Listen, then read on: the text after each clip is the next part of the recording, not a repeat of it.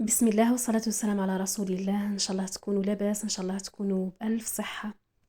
رمضان كريم مبارك، كل عام وأنتم بخير. اليوم راح نشارك معاكم المقروط التونسي. هذا المقروط الهايل بنين بزاف، يذوب في الفم.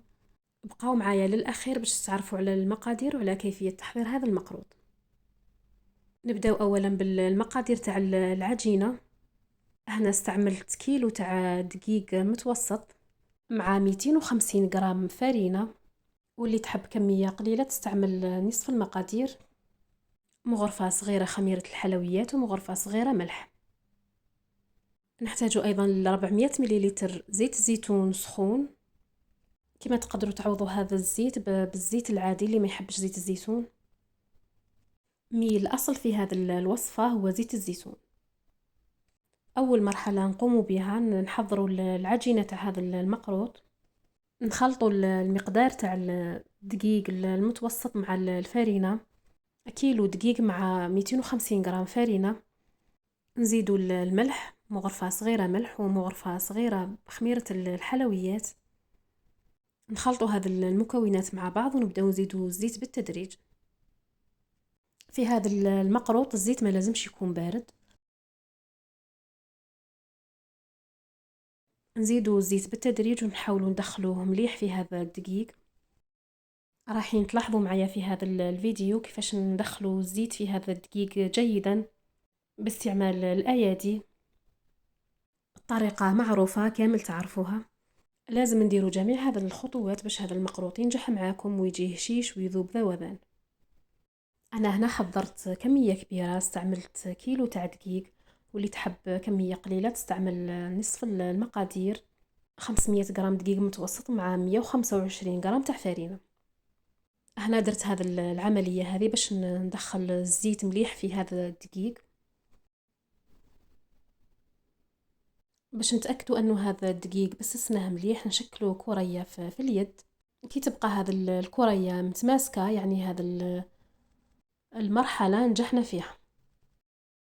نغطيوه بغلاف بلاستيكي ونخليو هذا الدقيق يتشرب مليح لمدة نصف ساعة. هذا الكيس بلاستيكي كنت جبته معايا متزاير، تعودت نخدم به وسهل الاستعمال. نروحو دوكا نحضروا شحور اللي راح نشحروا به هذا المقروط. نحتاجوا 600 غرام سكر و300 غرام ماء، مغرفة عصير ليمون ومغرفة ما زهر. واللي تحب تكيد بالكاس دير 2 كيسان تاع سكر مع كاس تاع ماء. دايما الكمية تاع السكر هي الضعف تاع الماء. في وعاء نحطوا الكمية تاع السكر اللي هي 600 غرام. نزيدوا الكمية تاع الماء وما نحركوش بالمغرف. على نار هادئة نخليو هذا السكر يذوب في الماء بلا ما نحركه. بعد ما يبدا الماء يغلي نزيدوا المغرفة تاع العصير الليمون كما راه موضح امامكم. بالنسبة للقوام تاع هذا الشحور ما لازمش يكون خفيف بزاف وما يكونش ثقيل. بعد ما نتحصلوا على القوام المطلوب نزيدوا المغرفة تاع المزهر ونطفيه. بالنسبة لمدة الطهي من 15 دقيقة ل 20 دقيقة. نروحوا للغرس. نجيبوا كمية تاع غرس. هنا استعملت 800 غرام، هي قعدت لي كمية منه. نحتاجوا الكمية تاع مكسرات حسب الرغبة. هنا حطيت الجلجلان واللوز مرحي خشين. تقدروا تزيدوا الكاوكاو اللي هو الفول السوداني. وحاجة هنا نسيت نحطها اللي هي القرفة.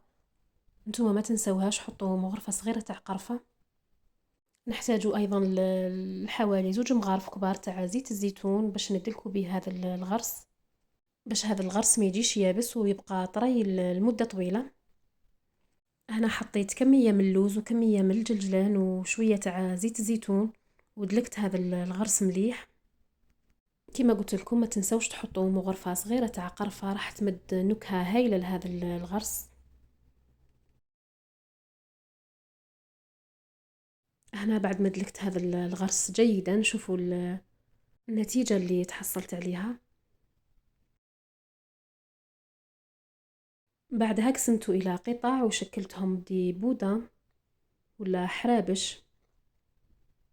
لازم نخدموا هذه المرحلة بهذه الطريقة باش من بعد الخدمة تجي سهلة ومنظمة وسريعة. واللي وصلت معايا لهذه المرحلة ومازال ما دارت ليش اشتراك في القناة، نتمنى دير لي اشتراك في القناة فضلا وليس أمرا.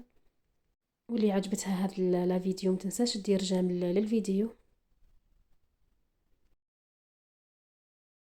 نكملوا نخدموا الكمية تاع الغرس بنفس الطريقة ونغطيوها بغلاف بلاستيكي ونخليوها في جهة. كما عودتكم نشارك معكم جميع المراحل اللي نقوم بها باش تفهموني أكثر. نغطيو هذا الغرس ونروحو نشوفو كيفاه نخدمو العجينة تاع هذا المقروط. نحتاجو 400 مليلتر تاع ماء ولا أكثر حسب النوعية تاع الدقيق تاعكم، مغرفة صغيرة تاع كركم وزوج مغارف تاع ما زهر.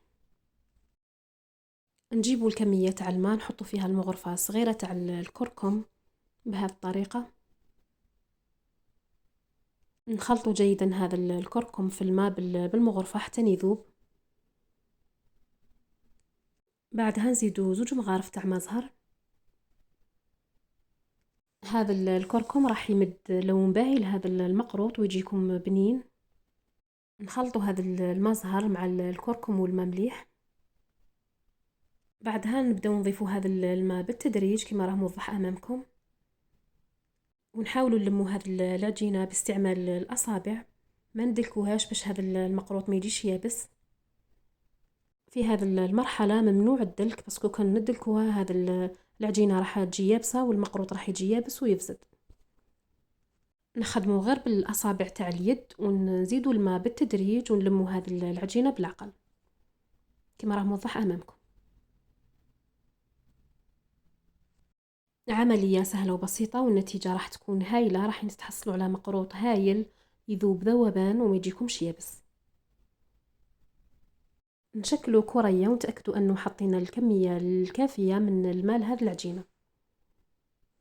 نغطيو بغلاف بلاستيكي ونخليو هذه العجينة ترتاح حوالي 2 سوايع أو أكثر. بعدها نجيو نشكلوا هذا المقروط. نجيبوا كمية قليلة من هذه العجينة نحطوها على البلون دو ترافاي بهذه الطريقة. نشكلوا حربوش بهذه الطريقة اللي راهي موضحة أمامكم. بعدها نشكلوا فراغ في الوسط باستعمال الأيادي ونحطوا الغرس اللي كنا شكلناه دي بودا بهذه الطريقة. طريقة تحضير المقروط معروفة، حبيت نشارك معكم المقادير اللي نستعملوها في المقروط التونسي وطريقة تحضير الشحور تاع هذا المقروط. نروليو هذا الحربوش جيدا حتى نتحصلوا على السمك المطلوب. المقروط التونسي يجي رقيق ما يجيش خشين. نقطعوه مباشرة بالموس كما راه إلى قطع، ولا نستعملوا المول. فضلت نستعمل هذا المول، يعجبني هذا الشكل اللي فيه والحبات يجيوني قد قد. المول يخلي هذا الحبات تاع المقروط يجيو كامل كيف كيف، ما تجيش وحده صغيره وحده كبيره. تقدروا تستعملوا اي مول يكون متوفر عندكم في الجزائر. هذا المول وهذا المستلزمات تاع الحلويات متوفرين بكثره ما شاء الله. نكملوا كامل الكميه اللي عندنا بنفس الطريقه ونروحوا نقليو هذا المقروط. نحطوا كميه كبيره تاع زيت في المقله نخليوه يسخن. بعدها نحطوا هذا المقروط في المقله نخليوه يطيب. بعد ما يطيب من الجهه السفليه نقلبوه، نخليوه يطيب على اقل من مهله حتى يكتسب هذا اللون الذهبي. بعدها مباشره نخرجوه من الزيت ونحطوه في الشحور اللي كنا حضرناه مع بعض، ونكملوا كامل الكميه اللي عندنا بنفس الطريقه. هنا بعد ما طابت هذه الكميه الاولى اللي كنت حطيتها، نحيتها من الزيت بالاستعانه بهذا المغرف الكبير.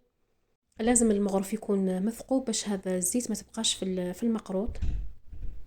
حطيته مباشره في العسل وخليته يتشحر بهذه الطريقه اللي راهي موضحه امامكم. نكملوا كامل الكميه المتبقيه بنفس الطريقه ونشوفوا هذا المقروط في صحن التقديم. بعد ما نعسلو هذا المقروط نخليوه يقطر ونزينوه، والتزيين يبقى اختياري. تحبوا تخليوه كيما راه، تحبوا تزينوه بالجلجلان، تحبوا تزينوه بالمكسرات، فول سوداني ولا لوز محمصين ومرحيين. زينته هنا بالجلجلان كما راكم تلاحظوا. مقروط هايل، ننصحكم تجربوه بنتو ولا أروع.